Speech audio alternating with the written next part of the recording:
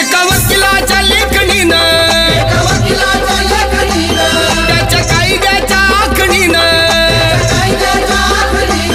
आमच्या हक्काचं लेखन व माय मग कुणी नाही केलं भलं व माय अग दिल्लीचं दालन फुलं व माय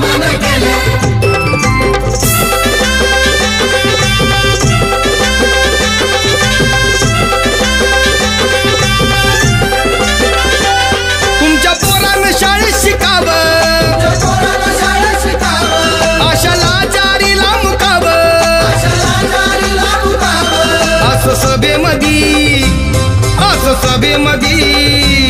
असं सभेमध्ये भाषण व माय मग कुणी नाही केलं भलं